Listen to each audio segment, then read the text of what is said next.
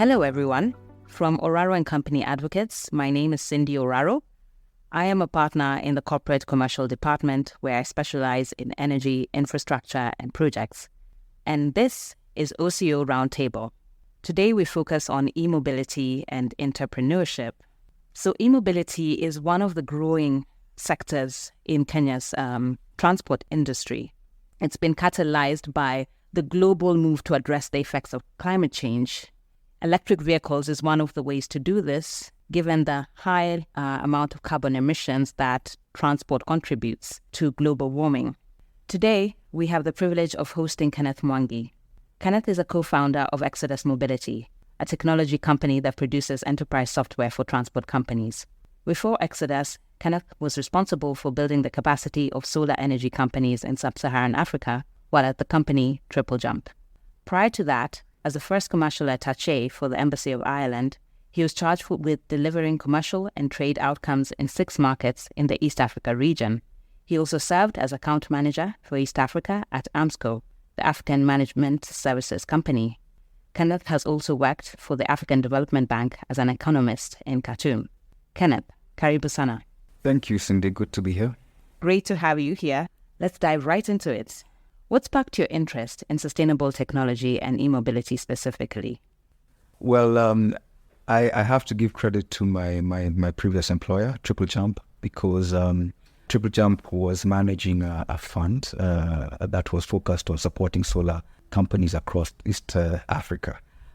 So there was investment support and also capacity building support, and I was doing more of the capacity building. So we were primarily looking at solar companies, but then started diving deep into e-mobility just to understand the sector, opportunities, the investment potential. And from there, I decided, along with a few other co-founders, to explore this, to pilot an electric bus in our own startup, mostly to learn about how public transport works.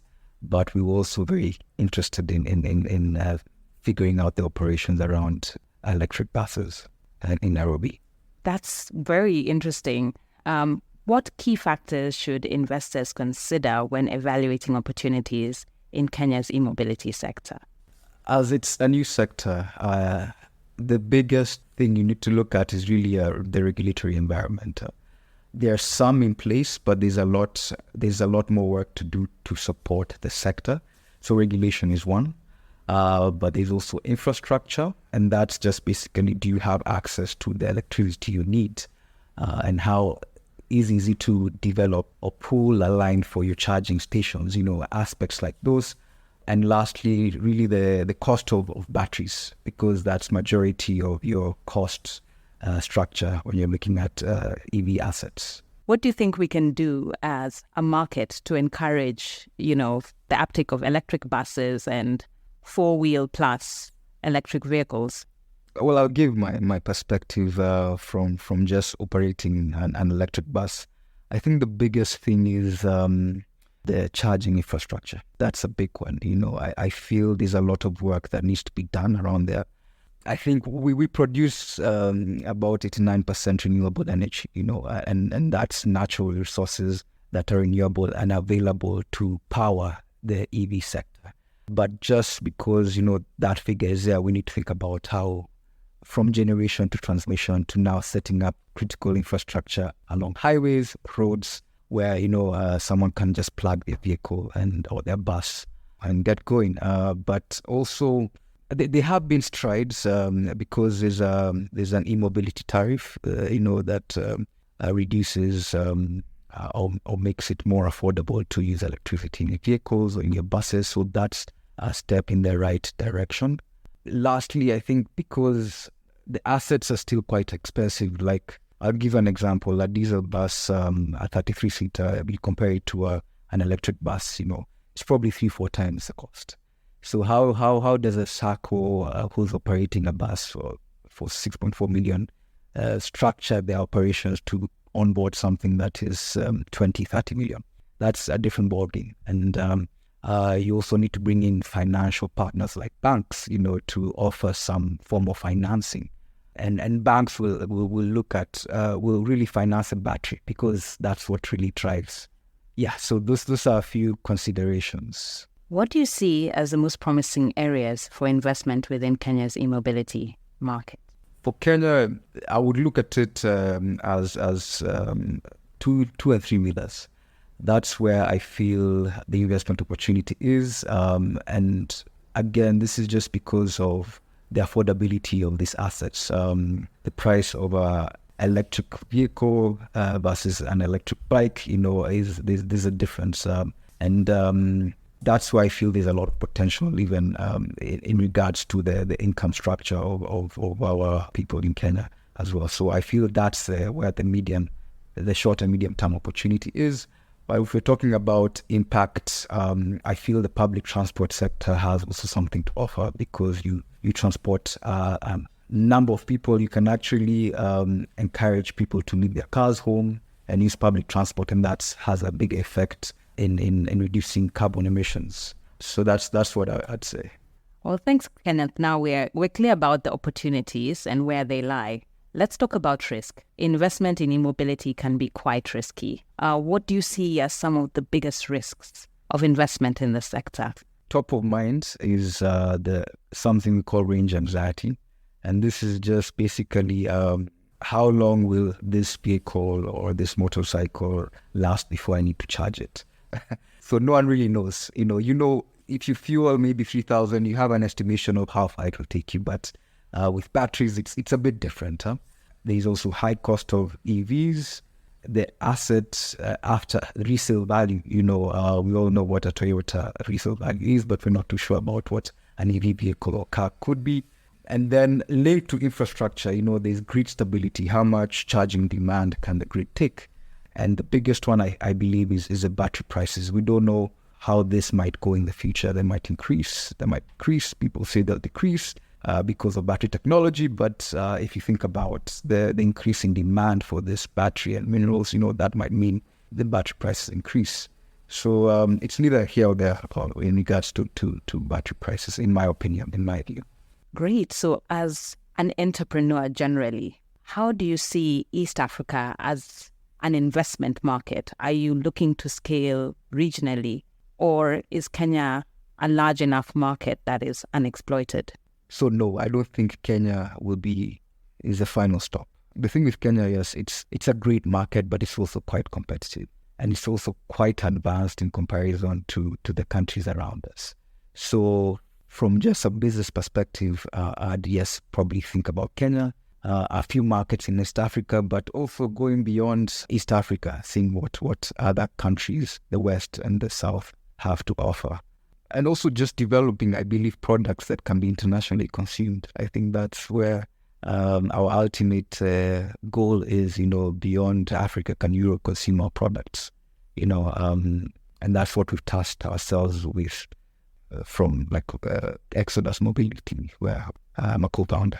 That's fantastic news for not just the e-mobility landscape, but the entrepreneurship landscape generally. We would like to see a situation or scenario where African entrepreneurs, Kenyan entrepreneurs were selling products and services with widespread adoption all around the world.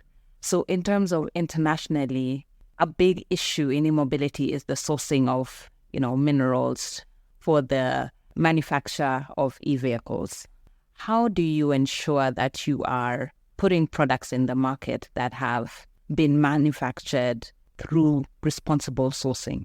I'm not too sure how we can navigate this, but I know from a few funds, a few people who are investing in the sector really require you to consider your supply chain, your value chain, understand it. I don't think there's an immediate solution, but at least collect enough data that once there are ideas on how to mitigate that, you can use that data to translate that into something that works. That's how I view it for now. And I know there's people look at ESG particularly to sort of understand the risk and mitigate for this. But I think there's a bit of work and research to do around that as well. Yes, and to add on to that, luckily in Kenya, we produce the majority of our power from renewable energy sources. And we also have the target of Vision 2030 to produce 100% of our power from renewable energy. So having discussed all that, what advice would you offer to those interested in investing in Kenya's e-mobility sector? Again, it's a new sector, so regulation is key, and not just understanding it, understanding what impact it has on your business in the short term, medium term, and long term, and how it affects your cost structure. I think that's the key thing, because there's a lot of infrastructure and there's an ecosystem that needs to be built to support e-mobility. And we've started, but I feel we have a bit more to go. Even if you look at countries who have initiated electric, let's say, buses for public transport, I mean, I don't think anyone is above 20% of their fleet, because there's just a lot to figure out around operations, infrastructure, and also policies around that, yeah. So Kenneth, you are very familiar with the transport industry. At Exodus Mobility, you create all these software solutions to catalyze a transformation of the transport industry, and particularly public transport, which in our country is dominated by what the South Africans call the taxi business, and what we call the matatu industry. Do you see a radical transformation of our transport industry here in Kenya with the use of technology? Yes, I believe that technology can really change the way our current operators operate. And actually, if you look at it, there have been innovations in the sector for a while. We like to think as tech innovations as these fancy gadgets, but even just the organization of the sector has changed, from independent matatu owners to now organizations of SACCOs. Now the next level would be, how to introduce cashless payments, how to give owners and operators more visibility around their operations. And who knows where that could lead. I believe there's a lot of potential for this sector to be transformed by technology. And the good thing is that people already are familiar with technologies like encompasses. So I believe we just need to figure out how to motivate and incentivize the players and the ecosystem to adopt technology. So it has to work for them. I believe you have to look at who is the main user, who is the main driver of technology in the sector. And for us, we really believe it's focusing on the crew, the driver and the conductor. Those are the people we believe that will drive adaptation. And also forward-thinking operators, who are willing to adopt and experiment with technology. Yeah, it's a big sector. More than 40% of people use public transport. I don't think that's going to reduce in the near future with the population growth. So it's a sector that needs innovation, that is ripe for innovation. And yeah, we're keen to see what we can do. Kenneth, it's been a pleasure hosting you. I would dare you to make a joke, but I will not do that. Yeah, no, I didn't write any jokes. Yeah, so thank you all for listening to this podcast. It's been a journey through e-mobility and entrepreneurship.